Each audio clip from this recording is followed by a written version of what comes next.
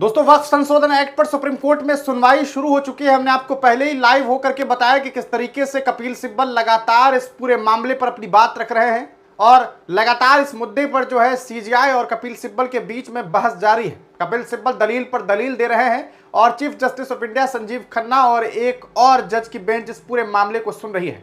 देखना यह है कि आने वाले कुछ लम्हों के बाद इस पूरे मामले पर आज क्या कुछ फैसला आ पाता है। आपको बता दें, इस बीच असदुद्दीन ओवैसी, जी हां, ऑल इंडिया मजलिस इत्तेहाद मुस्लिमीन एआईएमआईएम के जो राष्ट्रीय अध्यक्ष हैं और हैदराबाद के सांसद हैं, उनकी भी मौजूदगी सुप्रीम कोर्ट के अंदर देखने को मिल रही है। जो तस्वीरें आप स्क्रीन पर देख रहे हैं, आप इसे देखिए और देख सकते हैं किस तरीके से सुप्रीम कोर्ट के अंदर असदुद्दीन ओवैसी भी बैठे हुए हैं। आपको बता दें, आज सुप्रीम कोर्ट के अंदर जहां पर इस पूरे मामले को लेकर के हियरिंग हो रही है, एक भीड़ उमड़ी हुई है। ऐसा लग रहा है कि बहुत सारे लोग सैकड़ों की तादाद में सुप्रीम कोर्ट पहुंचे हुए हैं और वहां पहुंच करके इस ऐतिहासिक फैसले को देखना चाह रहे हैं, क्योंकि आप तमाम लोग जानते हैं कि यह कितना बड़ा मामला है वक्फ संशोधन एक्ट का। इस एक्ट के खिलाफ पूरे देश भर से लगभग जो है 70 से ज्यादा याचिकाएं दर्ज हुई है। हालांकि कुछ याचिकाओं पर आज सुप्रीम कोर्ट सुनवाई कर रही है। संजीव खन्ना ने शुरू में ही कहा था कि हम तमाम लोगों की बातों को नहीं सुन सकते, हम तमाम लोगों को एक साथ नहीं सुन सकते, हम कुछ लोगों को सुनेंगे। और आपको बता दें, कपिल सिब्बल ने सबसे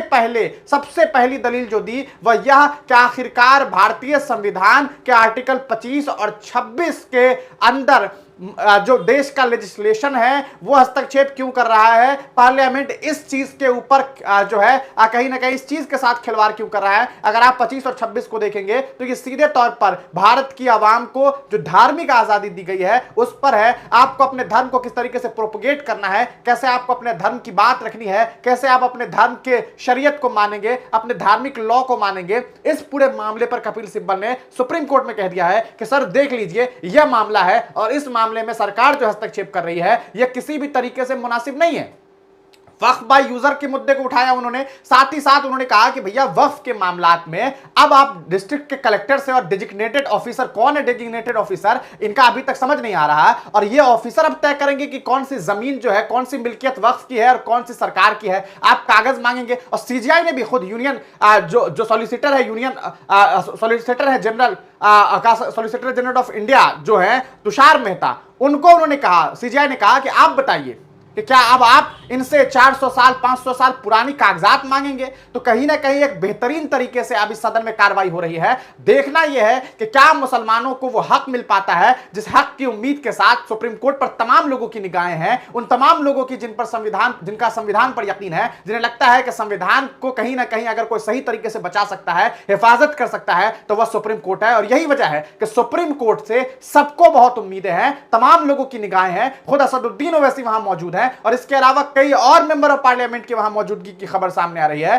क्या सवाल यह है कि सुप्रीम कोर्ट, क्योंकि सुप्रीम कोर्ट में बहुत लंबा कार्यकाल चीफ जस्टिस का है नहीं, अगले महीना वो रिटायर हो जाएंगे 12, 13, 14 तारीख तक, और नए चीफ जस्टिस ऑफ इंडिया का जो नाम है वह भी ऐलान कर दिया गया है कि उन्हें सिफारिश कर दी गई है कि भैया सरकार देखिए, हम चाहते हैं कि इन्हें बनाया जाए। जो सिलसिला है जिस तरीके से कि हर चीफ जस्टिस ऑफ इंडिया, उनका कार्यकाल 6 महीने का होगा, तो क्या संजीव खन्ना अपने कार्यकाल में इस पर फैसला दे पाएंगे? उम्मीदें कम है, लेकिन फिर भी बहुत सारे लोगों को उम्मीदें हैं कि कहीं ना कहीं चीफ जस्टिस ऑफ इंडिया की तरफ से एक कोई ऐसा रास्ता निकलेगा, कोई तो ऐसा रास्ता तय हो पाएगा कि कहीं ना कहीं मुसलमानों को उनका हक मिल पाएगा। वक्फ का मामला लोगों का निजी मामला है, उसके खुदा और उसका मामला है, उस बीच किसी और का आना और किसी और का हस्तक्षेप करना किसी भी तरह से मुनासिब नहीं है। सुप्रीम कोर्ट में लगातार बहस जारी है। आपको बता दें, कई सारे सीनियर वकील हैं जो कहीं ना कहीं इस मामले को देख रहे हैं और सामने यूनियन की तरफ से तुषार मेहता है। तुषार मेहता भी अपनी दलील यूनियन की तरफ से रख रहे हैं, सरकार की तरफ से पक्ष रख रहे हैं, लेकिन आज के दिन में सीधे तौर पर इस पर रोक लग जाए या इसे खत्म कर दिया जाए, ऐसी उम्मीदें पालना कहीं ना कहीं सही नहीं है, मुनासिब नहीं है।